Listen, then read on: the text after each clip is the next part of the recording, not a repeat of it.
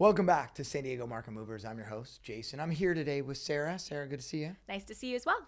So we're talking about, in the nitty gritty, things that you need to do as a real estate property owner or investor. And one of them is 1031s. But tell me, why do people need to do 1031s? Yeah, absolutely. So a 1031 exchange is a like-kind exchange, right? Where you're selling an investment property and you're going to not pay taxes on the proceeds, and instead you're going to roll that money into a new investment property, right? A like-kind exchange. It's got to be more or the same value. There's a lot of rules to it.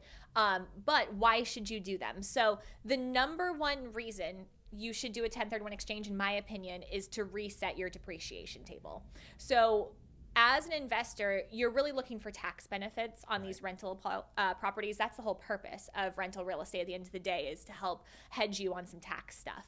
So when you own a property for a long time, you start to run out of depreciation, and you kind of reach this point where rents have gone up, your depreciation's run out. Right.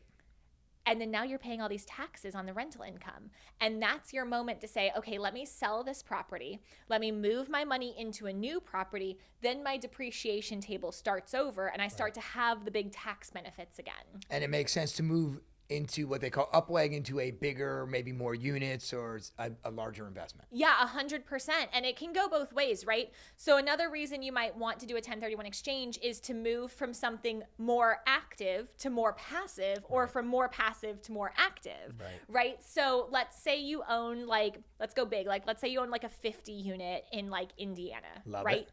And that's a lot to deal with.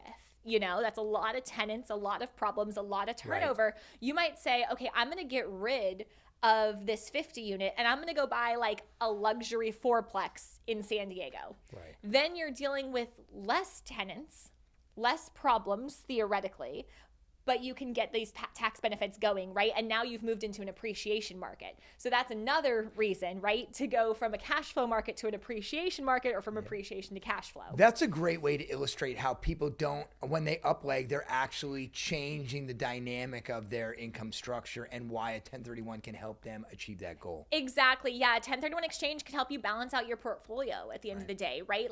You could get too many appreciation or too many cash flow, and you want to move your money into a different state or a different type of property, and that's your moment to do it, and then not have to worry about paying capital gains tax when you sell. You defer those taxes to the future. I love it. That's so much great information for our viewers. Clients, this is what we're looking for when you're trying to make an informed investment property decision. Sarah, thanks so much for being here today. For all of you out there, make sure you tune in next week to Market Mover San Diego.